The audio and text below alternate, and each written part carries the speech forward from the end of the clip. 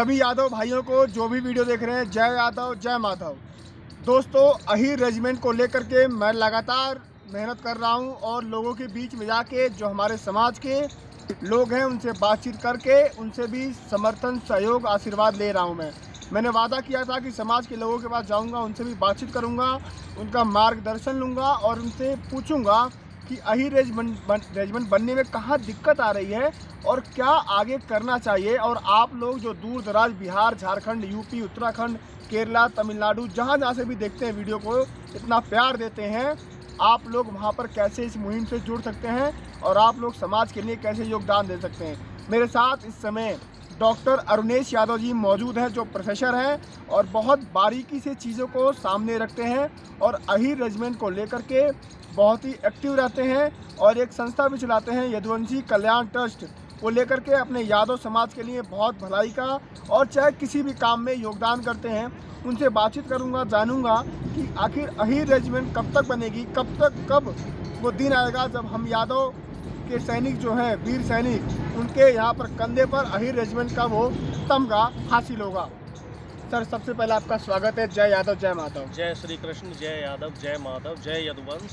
और आपके चैनल के माध्यम से जो भी हमारे यदुवंश के साथी हैं, युवा साथी हैं, बुजुर्ग साथी हैं और जो हमारे नौजवान हैं, सबको मैं एक संदेश देना चाह रहा हूं आपके चैनल के माध्यम से कि जो अहीर रेजिमेंट की एक अलख जग रही है इस देश में, जो एक मुहिम चल रही है इस देश में और ये जो पावन आंदोलन अब अपने सवाब पे आ रहा है, तो इसमें हम सब लोगों को जो जिस तरीके से सक्षम है, जो समय दे सकता है वो समय दे, जो समय नहीं दे सकता है, कोई भी आंदोलन बिना रुपए पैसे के नहीं चलता है, वो आर्थिक सहयोग करे।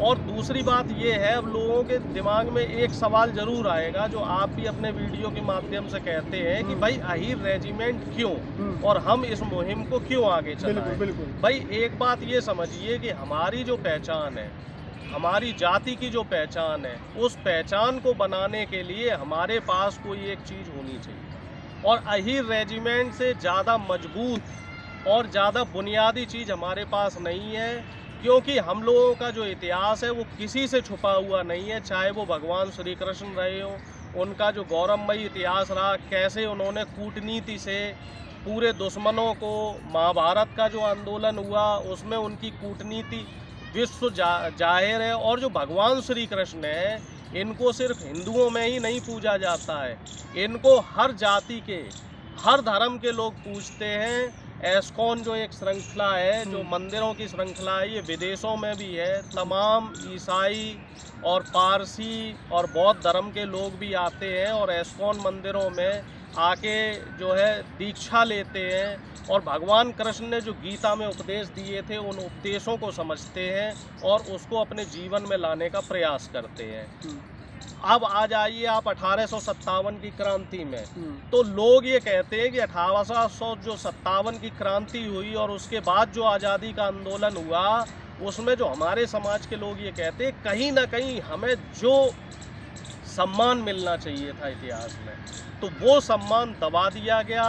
कुछ जाति और वर्ग विशेष के लोग नहीं चाहते थे कि हमारा जो गौरवमयी इतिहास है वो लोगों के सामने आए, लेकिन फिर भी सच्चाई को आप दबा नहीं सकते हैं। राव गोपाल देव जी का जो गौरवमयी इतिहास था, कैसे उन्होंने फिरंगियों की जो टुकड़ी थी, 4000 की टुकड़ी थी और राव गोपाल देव के पास सिर्फ 200 सैनिक थे। 1857 की बात है और ये युद्ध जो रेवाड़ी की धरती पे हुआ था, और रेवाड़ी की धरती का जो रक्त है वो अभी भी लाल है। वो इसी वजह से लाल है कि वहाँ बता रहे हैं कि वो 4000 सैनिकों को राव गोपाल देव ने मार गिराया था। वो तो कुछ हमारे ही समाज के लोग थे जिन्होंने गद्दारी की और राव गोपाल देव को धोखे से मारा। उसके बाद राव तुलाराम का गौरवमयी इतिहास है। राव तुलाराम ने बहादुरी के साथ अंग्रेज़ों से टक्कर ली, लोहा लिया और उसके बाद भी तमाम स्वतंत्रता संग्राम सेनानी रहे जिन्होंने देश को आज़ाद कराने में महत्वपूर्ण भूमिका निभाई। देश आज़ाद होने के बाद जो रेजांगला का युद्ध है वो जग जाहिर है, उसको बताने की ज़रूरत नहीं है। तो ये जब इतना गौरवमयी इतिहास है हमारा, 20 करोड़ से 26 करोड़ के बीच में इस देश में यादव हैं, सबसे ज़्यादा तादाद हमारे यादव साथियों की इस देश में है, तो हमारे जो सैनिक हैं, हमारी जाति के जो सैनिक हैं, उनके कंधे पर अहीर रेजिमेंट क्यों नहीं? आखिर क्यों नहीं? जब सेना में शहादत की बात आती है, शहादत की शहीदों की संख्या निकाली जाए तो सबसे ज़्यादा शहीदी यादव सैनिकों ने दी है, तो हमें रेजिमेंट क्यों नहीं मिल रही है? ये हमारा मौलिकाना हक है, ये कोई भीख नहीं है, ये हमारा अधिकार है और हमें हमारा अधिकार मिलना चाहिए। अब दूसरा सवाल ये आता है कि सरकार तो हमें ये अधिकार देने से रही, तो हम इस अधिकार को कैसे ले सकते हैं? देखिए, कोई भी मूवमेंट चलता है, कोई भी आंदोलन चलता है तो वो 2 दिन, 10 दिन या 20 दिन में नहीं पूरा होता है। इस मूवमेंट को गुड़गांव से बाहर बढ़ाना होगा। हालांकि ये धीरे धीरे बढ़ रहा है। नोएडा में अब हमारे साथी इस मूवमेंट को शुरू कर रहे हैं और हम लोगों ने ये तय किया है, अभी हमारी मीटिंग हुई थी, हमारा भी संगठन था और तमाम यादवों के संगठन उसमें शामिल हुए थे, और ये तय हुआ है कि उत्तर प्रदेश और बिहार, ये 2 राज्य ऐसे हैं जिनमें यादवों की संख्या बहुत ज़्यादा है, बिल्कुल बिल्कुल मेजॉरिटी में है। शासन प्रशासन और सत्ता में यादवों की भागीदारी रहती है, तो इन दोनों राज्यों की जिम्मेदारी हम लोगों के संगठन ले रहे हैं, जिसमें यादव महासभा के भी लोग हैं, यदुवंशी महासभा के भी लोग हैं, कुछ किसान संगठन भी साथ में है और हमारा यदुवंशी कल्याण ट्रस्ट है, ये भी हमारा साथ में है। और इसको हम नोएडा से शुरू करेंगे, यहाँ से मशाल यात्रा निकालेंगे और इसके बाद हम सब लोग अलग अलग टुकड़ियों में बंटकर उत्तर प्रदेश के तमाम 75 ज़िले में भ्रमण करेंगे, वहाँ पे जाके जनसभाएं करेंगे, जो डीएम एसडीएम है उनको ज्ञापन देंगे, हर ज़िले में मशाल यात्रा निकालेंगे, हर ज़िले में जुलूस निकालेंगे, हर ज़िले में जो ख़ास तौर से अगर हम बात करें, आपको भी जानकारी होगी, आप पूर्वी उत्तर प्रदेश से आते हैं, तो पूर्वी उत्तर प्रदेश और बिहार का जो हमारा यादव है उसे अभी यही मालूम नहीं है कि अहीर रेजिमेंट है क्या, बिल्कुल, और अहीर रेजिमेंट होने से क्या हो जाएगा। तो हमें वो जानकारी उस यादव भाई के पास भी पहुंचानी है कि अहीर रेजिमेंट क्या है और कैसे हमारे देश में जो बाकी 22-23 रेजिमेंट है, जैसे बहुत से लोग ये कहते हैं, जो मनवादी विचारधारा के लोग हैं, जो सवर्ण लोग हैं, वो ये कहते हैं यार तुम तो जातिवाद कर रहे हो। एक बात बताओ, जब आपकी राजपूताना राइफल्स हो सकती है, जब सिख रेजिमेंट हो सकती है, जब कुमायूं रेजिमेंट हो सकती है, जब जाट रेजिमेंट हो सकती है, तो जो हमारे सैनिक संख्या में सबसे ज़्यादा हैं, तो उनके नाम पे रेजिमेंट क्यों नहीं हो सकती है? जो हमारे सैनिक सबसे ज़्यादा शहादत दे रहे हैं, उनके नाम पे रेजिमेंट होने में आखिर कहाँ मसला है, कहाँ दिक्कत है? तो ये जो छोटी छोटी जनसभाएं होंगी और छोटी छोटी गाँव पे नुक्कड़ पे सभाएं होंगी, इन सभाओं से जनता के बीच में संदेश जाएगा और हम लोगों को इस अलख को आगे आने वाले समय तक भी चला के रखना पड़ेगा। 2024 में केंद्र में चुनाव है और हमारे पास जो हमें लगता है ये सबसे अच्छा मौका है, अगर मौजूदा सरकार को यादवों का वोट चाहिए तो उसे अहीर रेजिमेंट का गठन करना पड़ेगा, और नहीं तो हम लोग इनके खिलाफ मुहिम चलाएंगे।